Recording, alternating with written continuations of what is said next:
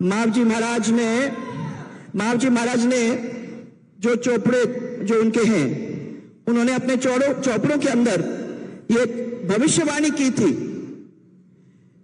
कि गुजरात के एक व्यक्ति आएंगे जो भक्ति करते हुए दिल्ली पहुंचेंगे और दिल्ली में पहुंच के दिया जलाने का काम करेंगे।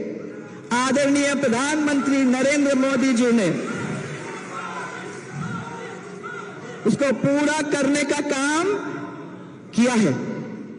ऐसे भविष्यवक्ता संत मावजी की इस धरा पर मैं आदरणीय गृह मंत्री अमित शाह जी का हम सब की ओर से, पूरे परिवार की ओर से मैं हाथ जोड़ करके आप लोगों की ओर से स्वागत करती हूं। ये वही अमित शाह जी हैं जिन्होंने कश्मीर के अंदर धारा 370 लगाकर आतंकवाद को खत्म करने का काम किया।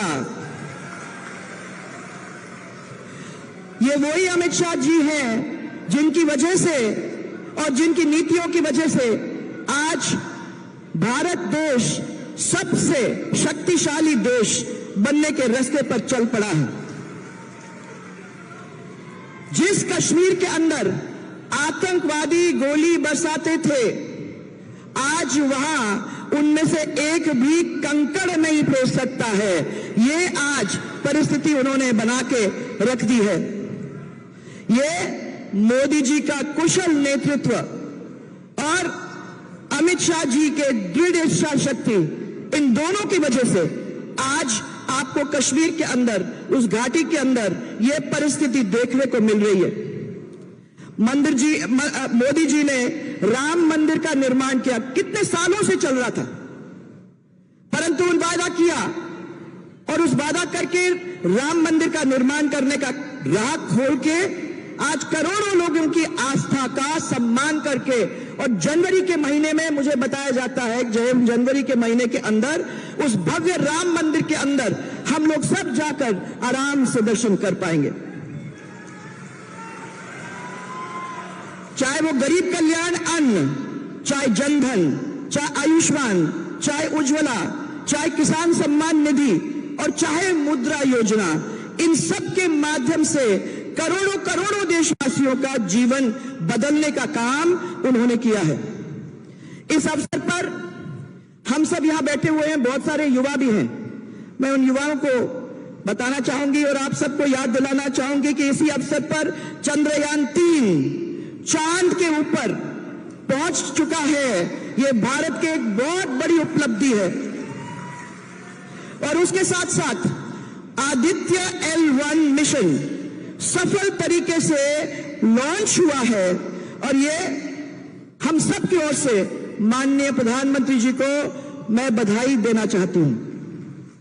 एक बहुत बड़ी उपलब्धि ये भी हो रही है, जो देश के कोने कोने से 7,500 कलशों में मिट्टी लेकर अमृत कलश यात्रा दिल्ली पहुंचेगी और राष्ट्रीय युद्ध स्मारक के पास एक अमृत वाटिका वहां बनाई जाएगी और ये अमृत वाटिका एक भारत श्रेष्ठ भारत, इसका एक भव्य प्रतीक बनने जा रहा है। लोगों को याद करने का, मैं समझती हूं कि कभी भी आपको वहां दिल्ली जाने का मौका मिलेगा तो मैं वहां जरूर जाएंगे। इसके लिए आज मैं मोदी जी को भी बहुत सारी शुभकामनाएं देना चाहूंगी। आज ये परिवर्तन यात्रा हम लोग शुरू कर रहे हैं आपके सबके इस क्षेत्र से, इस पवित्र मंदिर के क्षेत्र से और उस जनजाति भाई के क्षेत्र से जिसके लिए उसका स्वाभिमान उसका सबसे बड़ा धन है। वो घास की रोटी खाया था, परंतु उसने अपने स्वाभिमान और ईमान को कभी नहीं दिखने दिया, न तब न अब। लेकिन पूछो भाइयों कि अशोक गहलोत ने अभी तक आप लोगों के लिए क्या किया?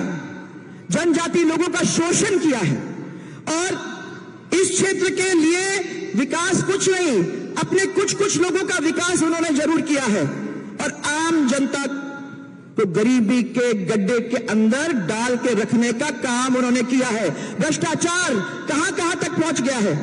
हमारे युवाओं की जिंदगी तहस नहस हो गई है। पेपर लीक की वजह से हमारे कितने बच्चों को जो नौकरी मिल सकती थी नहीं मिली। और वो बाबूलाल कटारिया आप जेल में हैं, वो आप लोग सब अच्छी तरह से जानते हो। अगर उन लोगों को सबको पकड़ पहले लिया होता तो शायद हमारे बच्चों के साथ ये काम नहीं होता।